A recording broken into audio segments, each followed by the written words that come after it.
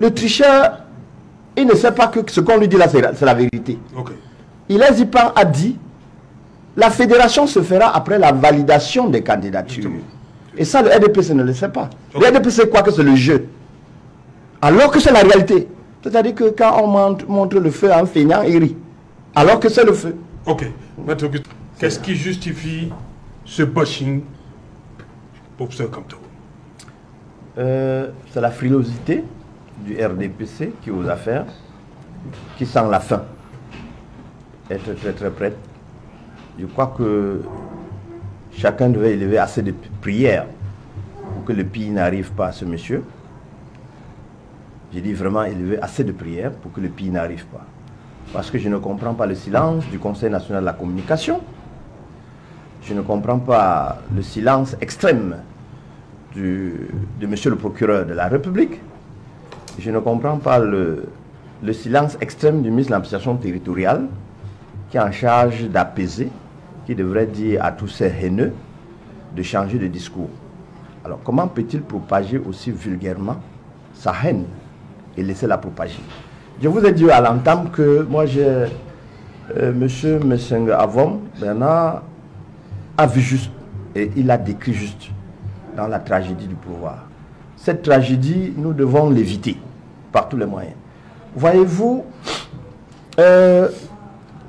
nous sommes dans une situation où il faut à tout prix protéger ou bien éliminer le professeur Maurice Kamto. Il ne reste plus que deux arguments. Pourquoi? C'est quoi le crime du professeur Kamto? Le crime du professeur Kamto, c'est ce que le docteur Aristide Monod décrit. Je n'ai pas peur de toi, mais j'ai peur de te rencontrer. Voyez-vous, tout le monde sait que s'il va aux élections, il n'y aura pas match. Parce que ce n'est pas une affaire du RDPC. Mais le RDPC dit qu'ils ont 4 millions de militants. Non. L'élection présidentielle, ce n'est pas une affaire du RDPC. C'est une affaire, souvenez-vous, le jour où j'avais dit ça ici, il y a eu toutes les flèches. Parce qu'on a dit, pourquoi tu as dit ça vite? L'élection du 12 octobre, ce n'est pas une affaire du RDPC. Ce n'est pas une affaire du MRC. Ce n'est pas une affaire du Manidem. C'est M. Paul Biya, M. Kamto, M. Cabral Libi qu'on veut à tout prix enterrer, M. Serge Espoir Makumba. Cabral Libi également, on veut écarter. Pour Cabral Libi, je vous avais dit qu'ils redoutent l'alliance Maurice Kamto, Cabral Libi. Parce que vous voyez l'entourloupe, le Nzolo, que M. Anissé Ekane et Maurice Kamto viennent de leur mettre là. Ça se préparait et ça se voyait entre Cabral Libi et le MRC. Et Maurice Kamto. Et ils ont soupçonné et ils actionnent. Et je suis convaincu que le Manidem ne va pas échapper. Ils risquent malheureusement pour eux, en 2018, le ministre de l'administration territoriale a pris un acte administratif grave qui consacre, qui consacre tous les pouvoirs à M. Anissé Ekane. Donc qu'ils aillent enterrer le Jésus-Christ, déterrer le Jésus-Christ, sans acte contraire. Ce n'est que de la gesticulation. C'est qui le Jésus-Christ du Manidem? Le Jésus-Christ du Manidem, à l'heure actuelle, peut-être c'est M. Yebga qui est pécheur dans son village. Une candidature. Je ne savais pas. Je ne savais pas. Vous, en tant que fin journaliste d'investigation, vous êtes déjà au courant, je ne savais pas. Parce que jusqu'à la dernière minute, je pensais plutôt qu'ils allaient retourner le conseiller de Dibombari. Comme celui-là, il est inflexible, il faut aller déterrer le mot. En réalité, c'est de la diversion politique. Pour répondre, il y a un acte qui reconnaît Anissé Ekane comme le président. Ça date de 2018, c'est signé de M. Le 17 juillet 2018. Il a par ailleurs inversé le candidat en 2020. Bien sûr. L'actuel conseiller qui permet au Manidem d'investir, la liste qu'on a tous vue, en vertu de a été investie par Anissé Ekane. En vertu de cet acte de 2017 juillet 2018, signé du ministre de l'administration territoriale, habilitant M. Anissé Ekane à être le reconnaissant comme unique propriétaire et patron du Manidem, il a investi ses candidats en 2018 et en 2020. Entre ces deux dates, il n'y a pas eu de désordre. Donc ce sera une candidature pour rire. Ou bien, ce sera pour dire que nous sommes dans une république où on vit normalement la tragédie du pouvoir. Mais je sais qu'on ne va pas y arriver quand même. On ne peut pas dire que toutes les institutions riment à la volonté de la fraude, non. Riment à la volonté du non-droit, non. Je vais plutôt répondre autrement. Quelqu'un m'a interpellé pour me dire que qu'est-ce que j'appelle la démission du professeur Maurice Kamto se suffit à elle-même. Dans la démission, le propriétaire ou bien le titulaire du pouvoir de démissionner, parce que ce n'est pas la licence, ce n'est pas le licenciement. Non, la tragédie du pouvoir. Quand je le lisais, je ne savais pas que ça devait être aussi pratique. C'est préfacé par le défunt professeur Joseph Ouna. À l'intérieur, il explique comment le pouvoir a été banalisé au Cameroun, est sorti de sa substance, de sorte que n'importe qui pense qu'il peut tout faire, il peut tout devenir. Alors qu'il y a des fonctions sacrées, des fonctions réservées. Et ça, c'est à mettre au passif davantage du RDPC qui a pourri ce pouvoir. C'est pourquoi il parle de la tragédie venant de l'intérieur. Voyez-vous, au chapitre 5 de ce livre, mon distingué ami, il dit la maladie qui affecte le pouvoir. Il dit que celui qui veut prendre le pouvoir, il doit savoir que le pouvoir va le rendre malade à deux niveaux, psychologiquement et physiquement. Pour parler comme au quartier, il sera un légume d'ici peu. Il sera un légume d'ici peu. Sur le plan diplomatique, ça va se ressentir. Sur le plan économique, ça va se ressentir. Sur le plan militaire, ça va se ressentir. Sur le plan social, ça va se ressentir. Sur le plan éducationnel, ça va se ressentir. Sur la culture, ça va se ressentir. Sur le sport, ça va se ressentir. Et alors, une caste des mains invisibles va se coucher derrière ce malade pour gérer le pays. Et comme elle est invisible, ce seront des mains éparses. Et le pays ne sera plus celui-là. Ne sera plus celui-là rêvé. C'est de la tragédie. Voyez-vous, c'est tellement tragique que n'importe qui croit qu'il peut remplacer le président de la République parce que il a vulgarisé le poste. Cette affaire qui se veut mythique, cette affaire qui se veut sérieuse. Voyez-vous, des 54 qu'on a maintenant, prenez au moins 30 non-nèmes. Qui d'eux peut dépasser M. Serge Espoir Matomba qu'on connaît? Je ne veux même pas les rapprocher du numéro 3, humainement connu. On est arrivé là parce que le RDPC a clochardisé la fonction. Ouais. C'est devenu l'affaire des clochards. J'ai vu tout à l'heure, il était embarrassé. Il a découvert une fois que la loi existe, qui peut organiser. Non. Quelle loi? Quelle loi? Si le RDPC de l'intérieur ne peut pas expliquer comment on fait pour devenir président du RDPC, n'importe qui peut prétendre. Il n'y aura aucune juridiction pour sanctionner. Je suis d'accord avec les 54 qu'ils démontrent davantage que nous sommes dans une tragédie du pouvoir au Cameroun. Merci, monsieur Bernard Messengavo. Je sais que vous êtes en rupture de stock. Il y a longtemps que vous l'avez publié. Peut-être on n'a même pas acheté. Quelques rares, on va chercher, je ne fais pas votre publicité. C'est parce que de l'intérieur, vous avez décrit. Et le professeur Joseph Ouna s'est arrangé pour vous appeler le Machiavel du Cameroun. Et je crois que c'est vrai. Qui lira comprendra que c'est la tragédie du pouvoir qui est dessinée là, qui est renvoyée au peuple. Et vous allez voir ce que le Conseil électoral va faire. Vous allez voir ce que le Conseil constitutionnel va faire. C'est-à-dire nous renvoyer une image hideuse du rêve camerounais. On ne parlera plus de le Cameroun, c'est le Cameroun. Ce sera de la tragédie politique. Mais il faut qu'on se ressaisisse. Les autres vont parler aussi. Ok. Réaction d'abord, Inch'Allah. Oui. Moi, je ne sais pas si Basile Togossi peut rappeler aux téléspectateurs l'idéologie du RDPC. Votre idéologie.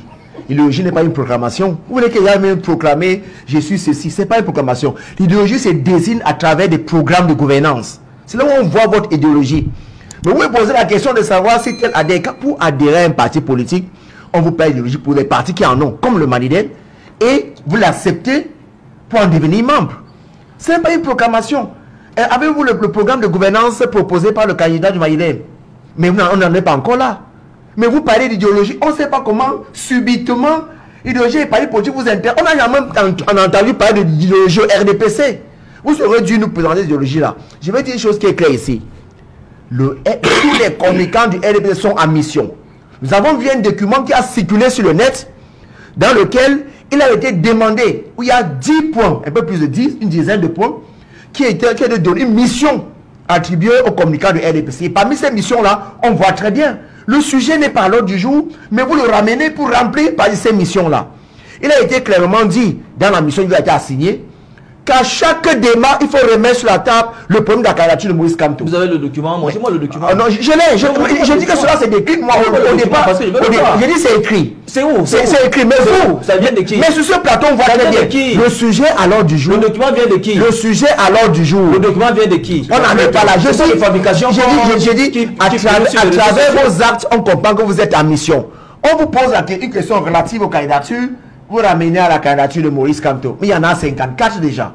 Donc des 54 candidatures, la seule qui vous intéresse, c'est celle de Maurice Kamto. Et vous revenez sur le Manidem qui est un parti de gauche, qui investit un neutral libéral. Je comprends. En fait, vous êtes en mission. Et la mission est bien celle-là. Et on vous a dit dans la mission-là, qu'à chaque fois, il faut poser sur la table des raccourcis qui visent à... Il faut le dire ici. Je n'ai pas envie de prononcer le mot. J'attends la lettre de mission. À rejeter la candidature. J'attends la lettre de mission. Mais là, je vous dis, les Camerounais le savent. Nous parlons aux Camerounais. Il y a un complot savamment orchestré par le régime en place. On a vu cela à travers les sorties du ministre Grégoire Rona. On a vu qu'avant lui, le ministre Momar est sorti. Il n'en a pas fait une seule, il a fait plusieurs sorties. Et tous vont dans cette logique-là. Ce substitut au Conseil constitutionnel, ce substitut à Elé Camp, pour rentrer dans les pièces du candidat Kamto on vous a posé. Vous avez vu le dossier de M. Kamto? Vous êtes en mission. J'attends la lettre de mission que vous stipulez. Je dis, vous êtes en mission. Vos actes, si vous ne pouvez pas publier cette lettre ici là, ça veut dire que tout ce que vous dites là, mais vous êtes en mais cela n'a pas de sens. Ce sont des allégations. On vous pose une candidature. Écoutez, le Maïdem a une mission salvatrice. Nous sommes les fils de Oum. Et en tout temps, la mission que Oum a léguée à ses fils, était d'unir le Cameroun et le Camerounais. Et nous pensons qu'à travers cette candidature, les Camerounais sont unis. C'est ce qui a été fait. Ensuite, élever le niveau de vie des Camerounais. Et nous pensons que après le 12 octobre, le candidat du Maïdem, qui va remporter à plate couture, battre à plate couture les autres adversaires, va implémenter cela. Nous sommes dans cette dynamique-là. Donc ici, on parle des candidatures, on ne parle pas d'une candidature précise. Le jour où vous voudrez que ce plateau vienne opposer les idéologies, RDPC Maïdem, cela sera fait. Le jour où vous voudrez qu'on veut présenter les programmes de gouvernance, autant celui de Kamto que celui de M. Bia, on le fera. Ici, vous aurez gagné à planter le bilan de M. Bia, qui n'est pas au même niveau que les autres candidats. J'attends toujours la lettre de mission. Hein. On n'en est pas non, vous avez dit qu'il y a une lettre de mission, il y a 10 points. Vous êtes à vous avez cité un point. Vous êtes qui est celui, n'est-ce pas, de ternir la candidature de votre... De donner les arguments pour que ce j'attends juste la lettre de mission. Pour prouver à ceux qui nous écoutent que c'est une réalité. Les Camerounais nous regardent, ce sont des allégations. Ce sont des allégations, monsieur. Et je ne vais pas m'en tenir là. Le débat par ailleurs. C'est lui qui a la parole. Oui, allez-y. Le débat porte sur les candidatures. Parlons des candidatures. La pléthore. On parle de la pléthore. Qu'est-ce qui peut justifier? Et je dis, s'il y a une pléthore de candidatures, précisément parce que cela profite à un parti qui est le RDPC et à M. Bia. Pourquoi? Parce qu'il veut, à travers la candidature, effriter les voix qui reviendraient à ce qui est considéré comme l'opposition et garder les celles qui lui sont acquises. Donc, à travers cette candidature-là, alors, il cherche par une manœuvre bien orchestrée à remporter les élections. Mais c'est clair. C'est bien sûr. À qui profite ce complot? Bien évidemment au RDPC. Voilà. Moi, je ne lis pas dans les bouts de cristal. Hein. Je vous en prie. Ce sont des non, Basile, je vous en prie. Mais les tests sont clairs. Tout le monde est libre de se présenter à l'élection. Personne n'interdit. Vous nous l'avez déjà dit, Basile. Donc, ce que vous dites là, ce sont des allégations qui sortent de la boue de cristal. Et moi, je ne suis pas un sorcier. et il n'y a non plus une réunion de sorcellerie ici. Mais Merci, vous avez un peu lire le dossier de M. Kamto pour savoir qu'il y a une pièce qui manque. C'est ce que j'ai dit. Vous avez pu avoir accès au dossier de M. Kamto pour C'est ce savoir que qu'il y j'ai a une dit. pièce J'ai qui dit manque. qu'il y a une pièce qui manque. Vous m'avez vu entrer dans le dossier. J'ai juste dit que ça doit respecter les conditions de fond et de forme. La même chose pour tous les candidats. Ce n'est pas parce qu'on s'appelle tel qu'on devrait, n'est-ce pas, laisser passer sa candidature. Ça doit respecter tous les candidatures, doivent respecter la condition de fond et de forme. C'est de ça qu'il est question. C'est ce que j'ai dit. Et même... J'ai compris, Albert. Non, vous n'avez pas la parole. Vous n'avez plus la parole. Non, je vous le conseille. Non, merci, ne me conseillez pas. C'est moi qui concède la parole. Albertine Matomba, vous parlez des causes. Vous dites que c'est un problème de gouvernance. Les Camerounais, vous pensez que ceux-là pensent que ceux qui sont là ont échoué et ils veulent, on va dire comme ça, rectifier ce qui s'est passé? D'où cette motivation extrême. C'est j'allais autour. Je crois deux dames, hein? Deux dames aussi. On a plus de 40 ans de souffrance au Cameroun. Oui. Plus de 40 ans où on n'a pas d'électricité. Plus de 40 ans où le fils ou la fille d'un cultivateur n'a pas les mêmes droits que le reste des Camerounais. Ils sont moins Camerounais que les autres, justement parce qu'une partie de la population que regorge le parti au pouvoir a confisqué les biens et les faveurs que peuvent bénéficier tout le monde. Le non-respect des lois dont il faisait mention ici jusque-là est orchestré par le parti au pouvoir. Le trafic d'influence. On est dans une société où si vous n'êtes pas du parti au pouvoir, alors vous pouvez aller tout droit dans un cachot. Et pire encore, ceux que nous pensons avoir choisi ou qui ont le pouvoir politique dans nos régions, dans nos localités, qui sont les sous-préfets, les préfets, usent de ce trafic d'influence pour asservir le peuple au bénéfice du parti au pouvoir. Mais alors, qu'est-ce que les Camerounais cherchent? Les Camerounais cherchent une sécurité économique et sociale, parce que c'est la base et le fondement de toute société qui se veut grandissante et équitable. Si vous voulez qu'il y ait le développement, il faut commencer par alléger les conditions sociales. Mais aujourd'hui, qu'est-ce qu'on a? On n'a pas de route. La ménagère ou bien la cultivatrice qui est chez moi dans le Nyon-Ekele, qui peut quand même, parce qu'on lui a dit que l'agriculture est salvatrice, cultiver son manioc, oui, aura de la peine à aller sortir dans les grandes villes pour essayer de vendre et ramener quelque chose à la maison. Donc il faut comprendre qu'il y a un mal-être et on ne doit pas se voiler la face. Le RDPC a échoué. Et les manigances qui peuvent être autour des candidatures, nous au PURS, nous observons avec beaucoup d'intérêt ce qui va arriver à se faire. Parce que nous avons besoin du changement. Voilà pourquoi, lorsqu'on veut parler de la candidature du PURS, on va dire que le PURS que dirige Serge Espoir Matomba n'est pas juste une candidature de plus, puisqu'on parlait de pléthore, mais c'est la candidature requise pour amener le Cameroun à la félicité tant recherchée. Il faut sortir du système ojolatiste. Il faut sortir du paternalisme politique. Il faut sortir de l'asservissement et laisser croire que nous avons une liberté, une identité. Non.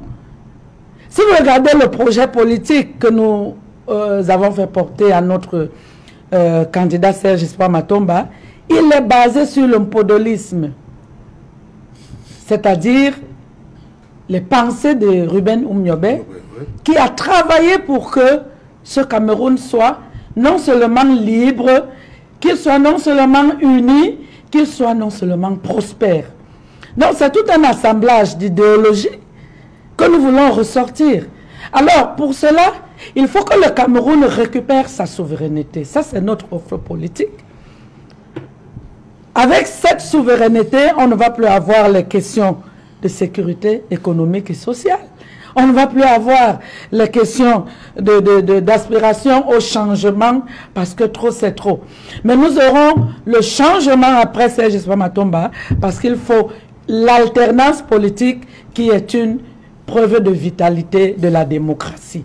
Et non parce que les gens veulent absolument sortir d'un gouffre dans lequel respirer devient autre chose. Écoutez, aujourd'hui on a la population camerounaise jeune ou encore du troisième âge qui suffoque. Ils ne savent même pas qui ils sont. Quand vous leur posez les questions relatives à la vie politique du Cameroun, tout le monde est désespéré en vous disant vraiment on n'en peut plus. Mais nous avons un discours en 2025. Nous voulons dire aux Camerounais que il est temps de se réveiller. Il est temps de choisir ce que nous voulons pour le lendemain. On ne va pas continuer à subir une gouvernance par procuration, à subir une gouvernance qui nous limite dans notre potentiel, à subir une gouvernance qui fait fuir toutes les têtes pensantes des fils et filles du Cameroun qui peuvent contribuer au développement. Ils prennent soit la route du désert et finissent dans des pirogues de fortune. Les familles n'en ont plus, c'est une très grande perte pour le Cameroun. Ou encore ceux qui vont dans l'esclavage volontaire au Canada, parce que dans des années antérieures, lors des indépendances, on a pris nos vaillants bras ici en Afrique et particulièrement au Cameroun et on les a obligés à partir. Aujourd'hui, les Camerounais partent eux-mêmes. Ils donnent les mains, liez-nous, faites de nous ce que vous voulez, parce que l'enfer, on ne peut pas en vivre plus qu'au Cameroun. Donc, cette pléthore de candidatures, s'il faut reprendre le mot, a tout son sens, parce que les gens recherchent un équilibre sur le minimum social qu'ils pourraient avoir. Voilà, Maître Augustin Guefak, cette pléthore de candidatures, beaucoup pour un parallèle avec le bilan de 43 ans. Serge Alain, je vais commencer par apporter une observation sur l'ancienne du RDPC que j'ai suivi tout à l'heure. Oui. Basile Togo, lui, revenant sur son ancienne, il a omis un argument. Je ne sais pas si c'était une omission ou bien c'est parce qu'il manquait du temps sur la légalisation de la signature du professeur Maurice Kanto. Vous n'avez plus ça dans le projet. En tout cas, passons, je crois que vous, dans le Manidem, vous ne devez pas prendre cela avec assez de colère. C'est très bien. Vous savez, je suis de la race Mlé. Chez nous, le successeur, c'est l'enfant qu'on torture beaucoup. C'est-à-dire, quand il passe, on veut le voir parfait. Chacun donne le coup parce qu'il voudrait qu'il soit le modèle type. Vous voyez, avant qu'il ne parte du MRC pour chez vous, il y avait quelques petits déchets. Mais de leur côté, ils ont tellement cogné qu'il a poli ça. Il est venu sur vous parce qu'il a redressé. Donc il faut plutôt tirer un coup de chapeau à M. Atangandji, Grégoire et autres là, qui sont en train de polir le successeur. Voilà, ça c'est dans ma tradition. Le successeur, il prend beaucoup de coups. Le législateur camerounais, il ne connaît pas la notion de successeur, mais traditionnellement, ça existe chez nous. C'est l'enfant qui souffre trop. Mais en réalité, ce sera le meilleur enfant le jour dit. Ce sera le meilleur, c'est le premier des enfants le jour dit. Donc, ne tenez pas trop rigueur. Prenez ce qu'ils disent et vous aussi, qui avez hébergé cet enfant-là, vous essayez de lui de laver. La seule chose qu'il fallait lui répondre, c'est qu'il fallait lui demander de vous donner le régime juridique de la démission. Ça, c'est ce qu'ils ont mis. Quel est le régime juridique d'un membre d'une association privée qui démissionne? Donnez-lui le simple mot. C'est potestatif. C'est-à-dire que la démission se suffit à elle seule. On n'a pas besoin de justifier. Oui. Il n'y a pas de preuve. La démission, elle se justifie par elle-même. C'est-à-dire quand tu as dit « j'ai démissionné », ça suffit. Il n'y a plus de preuves. C'est potestatif. Potestatif. Parce qu'il n'emporte pas avec lui le MRC. Quand il démissionne, il laisse le MRC là-bas. Ça devient, comme il a dit, en français facile, il a dit que ce qui concerne le MRC ne me regarde plus. Vous avez ri au quartier, alors qu'il était sans comprendre. Il était en train de vous dire de façon très sophistiquée, hein, en sachant ce qui vous manque. C'est bien pour le conseil, vous avez compris à votre niveau, vous avez apporté vos réserves, mais il vous a répondu en élevant le niveau. Et il souhaite que tout ce que nous faisons au Cameroun, que le niveau soit un peu plus élevé. Donc, revenant à ce que nous appelons la pléthore de candidatures, non, il n'y a pas de pléthore de candidatures. Il n'y a pas de pléthore de déclarations. Monsieur Hilaire Zipan, qui est un de mes amis, il a passé tout le temps. Vous savez, le tricheur, il ne sait pas que ce qu'on lui dit là, c'est la vérité. Okay.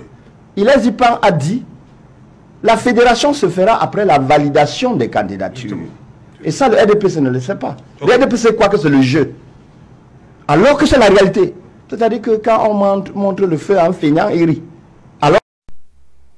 Le débat est clos. Maurice Kamto est donc candidat à l'élection présidentielle comme il en a annoncé il y a quelques mois, mais pas sous la bannière du MRC. Cela peut faire certains déçus, voilà, les vrais militants du MRC, mais les fans de l'homme, Maurice Kamto, ceux qui l'apprécient, ceux qui sont sympathisants, eux, ils n'ont pas de problème avec ça. Peu importe la bannière sous laquelle Maurice Kamto va se présenter, pour eux, c'est une occasion de changement, d'alternative. Mais franchement, personne n'a vu ça venir. Ça, il faut vraiment le dire. Personne n'a vu venir ce que Maurice Kamto a fait.